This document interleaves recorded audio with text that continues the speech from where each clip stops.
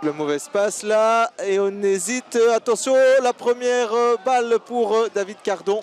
C'est un envoi à côté du but. 5 minutes de jeu, c'est la première occasion de cette rencontre à l'actif de Mons et d'un certain David Cardon, auteur déjà de 10 buts dans ce championnat. Les duels sont acharnés. Mangunza qui en sort vainqueur. Romand à l'entrée du rectangle, le centre de Romand. Et là, au deuxième piqué, c'est un énorme raté. C'est un énorme raté de Jason Van de Ville, alors qu'il y a eu bien ici tout le monde qui s'est levé parce que l'on pense effectivement qu'il y avait but. Mais Jason Van de Ville n'a pu pousser cela au fond. Cordaro, le coup franc. On cherche la tête de Dupire. On rabat ce ballon. La frappe. Oh, sur le montant. Cette frappe de, me semble-t-il, Diakabi. Il faudra revoir cela. Mais c'est évidemment la plus franche occasion de cette première mi-temps. La petite déviation. Ekot qui est là. Et Zimine aussi. Ouh, Zimine qui loupe son intervention et qui commet un pénalty dans la foulée. Oh, sur ce ballon aérien. Et l'arbitre qui indique le point de pénalty. Il faudra quand même revoir cette phase parce que me semble-t-il Alessandro Cordaro met quand même beaucoup de bonne volonté à tomber. 38 minutes de jeu. David Cardon pour convertir ce pénalty à contre-pied. 0-1. Et un 11e but dans ce championnat pour David Cardon.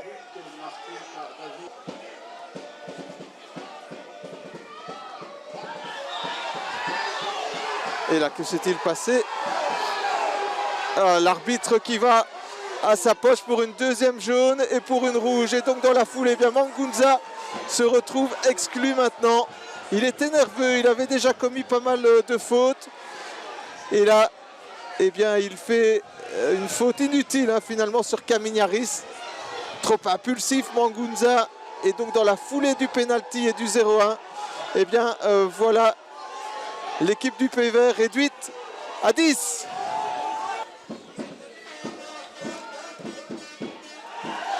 Et là, on réclame une faute de main. Et il n'y a rien, indique l'arbitre, le jeune Christopher Potier. Et le match devient de plus en plus électrique. Là, Ospier pour El Araichi. Il n'est pas hors jeu. El Araichi qui peut filer. Lève la tête, le centre.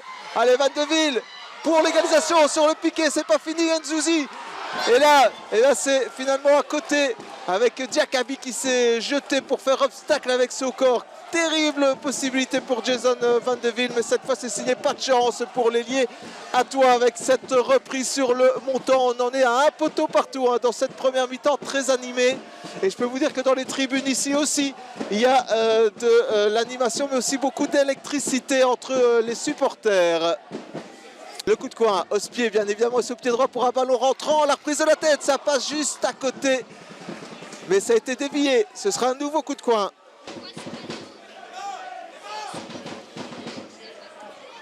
Ouf, et côte. Ah, et deuxième penalty. Ah ouais, sur ce geste des côtes sur Kaminiaris. Un deuxième penalty alors que l'on est entré dans le temps de jeu complémentaire de cette première période. Il s'est jeté, Jonathan Ekot, et puis Kaminiaris a bien joué le coup, évidemment, avec toute son expérience. Ce sera donc un deuxième penalty. Cette fois, ce n'est pas David Cardon, mais Alessandro Cordaro pour donner ce deuxième penalty. Et ce serait vraiment une note sévère et salée pour le Pays Vert qui ne mérite pas ça. Cordaro pour le 0-2.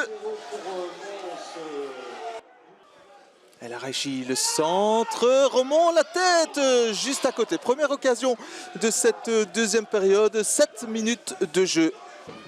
12 minutes dans cette deuxième période. Le coup de coin pour Ospier, ça rentre. Et oui, le sauvetage de Wolf là, parce qu'autrement, eh bien, ça rentrait directement, je pense.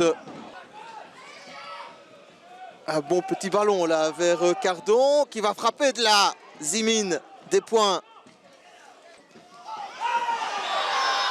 Faute de Diakabi sur El Araichi. Oh, et la deuxième jaune pour Diakabi qui est donc exclu. Et voilà Mons qui va se retrouver également en infériorité numérique pour les 10 dernières minutes de cette partie. Le coup de coin donné par Quentin Hausse-Pied. On va se retourner peut-être et Côte. La frappe maintenant, c'est parti. Et ça finit à côté. Ah, une rouge. Ah, l'arbitre qui sort une carte rouge là. Dans ces derniers instants, bien, je ne sais pas vraiment vous dire pour quelle raison. Il s'est passé quelque chose là, visiblement. Une exclusion de Leandro Zorbo qui n'est monté au jeu que quelques minutes donc avant de se faire exclure. Victoire montoise 0-2.